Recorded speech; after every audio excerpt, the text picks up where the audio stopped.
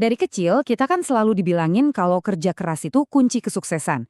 Katanya kalau kita usaha cukup keras, kita bisa capai apa aja. Tapi, gimana kalau itu cuma setengah dari kebenaran? Gimana kalau ada kekuatan lain yang sama kuatnya, atau bahkan lebih yang nentuin hasil akhirnya? Yuk, kita bongkar kebohongan terbesar tentang kerja keras, dan kita mulai dari sebuah cerita. Coba deh kita mundur sedikit ke masa lalu, ke tahun 1968. Di sebuah sekolah swasta elit di Seattle, ada sesuatu yang luar biasa terjadi. Sesuatu yang nantinya bakal mengubah dunia, walaupun saat itu, ya, gak ada yang sadar sama sekali. Dan ini bukan spekulasi loh, ini pengakuan langsung dari Bill Gates sendiri.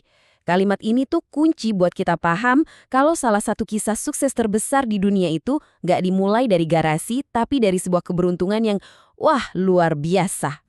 Oke, jadi lemparan dadu keberuntungan apa sih yang didapat Bill Gates? Yuk kita lihat lebih dalam lagi. Gimana serangkaian kebetulan di masa remajanya justru jadi fondasi buat kerajaan teknologi yang dia bangun. Bayangin ya, ini bukan komputer canggih kayak sekarang. Ini tuh mesin gede, berisik, yang nyambung ke komputer pusat di tempat lain. Tapi di zaman itu, punya beginian tuh setara kayak punya portal ke masa depan. Kebanyakan universitas aja belum punya akses kayak gini. Tapi seorang remaja kurus berkacamata di sana, namanya Bill Gates, malah dapat akses tanpa batas. Biar kebayang skalanya, coba kita lihat angkanya deh. Di tahun 1968, ada sekitar 303 juta siswa SMA di seluruh dunia. Nah, Bill Gates itu salah satu dari segelintir anak yang secara kebetulan ada di satu-satunya tempat di dunia yang ngasih dia ribuan jam pengalaman di depan komputer. Peluangnya 1:1.000.000. Ini bukan lagi soal kerja keras, ini benar-benar kayak menang lotre kosmik. Nah, yang menarik, Gates itu nggak sendirian. Dia punya teman, namanya Kent Evans. Kata Gates sendiri, Kent itu murid terbaik di kelas mereka. Mereka sama-sama terobsesi sama komputer, skillnya setara, dan mimpinya pun sama persis. Kent Evans tuh punya semua modal yang sama kayak Bill Gates. Sangat mungkin dia bisa jadi salah satu pendiri Microsoft. 1:1.000.000. Itulah lemparan dadu keberuntungan Bill Gates. Bisa sekolah di Lakeside, punya akses ke komputer itu. Angka 6, hasil yang sempurna. Tapi, kan setiap lemparan dadu punya sisi lain. Ken Evans, sebelum lulus SMA, meninggal dalam kecelakaan pendakian gunung. Sebuah risiko yang kemungkinannya juga sama kecilnya. 1:1.000.000. Keberuntungan dan tragedi. Dua kekuatan dengan besaran yang sama, tapi bekerja di arah yang berlawanan. Kisah Gates dan Evans ini, wah, ini contoh sempurna banget buat ngejelasin sebuah prinsip universal yang sering banget kita abaikan. Yuk kita lihat gimana ini berlaku buat kita semua.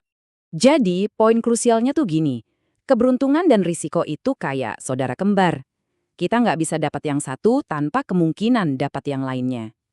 Dan kekuatan mereka dalam nentuin hasil hidup kita itu jauh lebih besar daripada yang berani kita akui.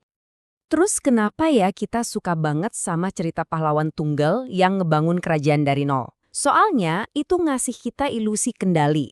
Cerita-cerita itu seolah-olah ngasih tahu kalau ada formula yang bisa ditiru. Bakat tambah kerja keras sama dengan sukses. Kedengerannya emang nenangin sih. Tapi sayangnya itu mengabaikan faktor acak yang paling kuat di dunia. Ambil contoh Cornelius Vanderbilt, si taipan kereta api. Dia itu sering banget melanggar hukum buat ngebangun kerajaannya. Karena dia berhasil, sejarah nyebut dia visioner pemberani. Tapi coba deh bayangin, kalau aja satu putusan pengadilan beda, dia bisa aja berakhir jadi penjahat ceroboh.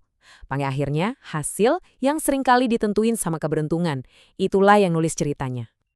Oke, saya tahu apa yang mungkin ada di pikiran kalian sekarang. Tapi kan kerja keras gue penting, tentu saja penting. Tapi kenapa ya ego kita itu nolak banget peran keberuntungan dan risiko? Nah, ada alasan psikologis yang mendalam di baliknya. Ego kita itu cara kerjanya unik banget loh. Waktu kita lihat orang lain sukses, nyebut mereka beruntung itu rasanya kayak kita iri. Sebaliknya pas mereka gagal, lebih gampang buat kita nyalahin keputusan buruk mereka. Tapi, waktu kita ngaca ke diri sendiri, ceritanya jadi beda. Kita pengen dapat pengakuan penuh atas kesuksesan kita, tapi pas kita gagal, kita cenderung nyalahin nasib buruk sebagai alasannya. Terus, kalau dunia ini emang acak banget, kita harus gimana dong? Apa kita pasrah aja? Tentu enggak. Kita cuma perlu mengubah strategi kita. Yuk kita bahas gimana caranya menavigasi dunia yang penuh ketidakpastian ini. Jadi, apa yang bisa kita lakuin? Mari kita mulai dari latihan praktis yang simple tapi benar-benar bisa ngebuka mata. Coba deh luangin waktu sebentar, bikin 2 kolom. Di kolom pertama, tulis semua faktor keberuntungan yang kalian dapat di luar kendali kalian. Lahir di negara yang damai, ketemu guru yang hebat. Di kolom kedua, tulis semua resiko besar yang berhasil kalian hindari.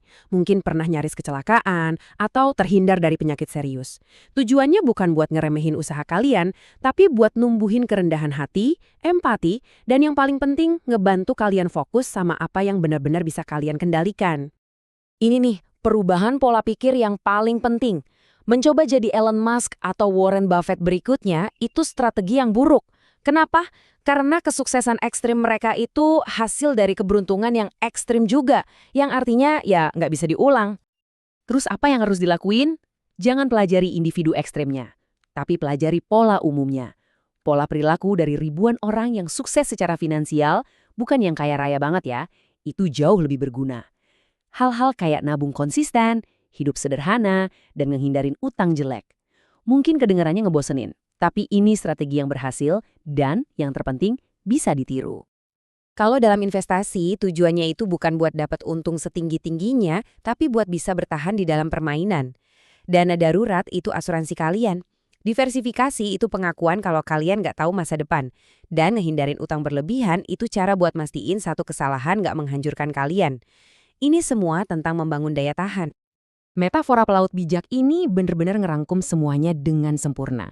Keberuntungan dan resiko itu adalah angin dan ombak, nggak bisa dikendaliin. Jadi jangan ngutuk badainya, fokus aja sama satu-satunya hal yang bisa kita kontrol. Sekokoh apa kapal kita, sebagus apa skill kita, dan sebanyak apa perbekalan kita. Pada akhirnya, kita semua kan dilempar dadu yang beda-beda. Ada yang dapat angka tinggi, ada yang rendah. Itu di luar kendali kita. Pertanyaan yang sebenarnya adalah, dengan hasil lemparan yang kamu dapat itu, langkah apa yang akan kamu ambil selanjutnya? Karena terkadang, strategi terbaik itu bukan soal menang besar, tapi soal gimana caranya kita bisa bertahan cukup lama buat bisa melempar dadu sekali lagi. Itulah satu-satunya hal yang benar-benar penting.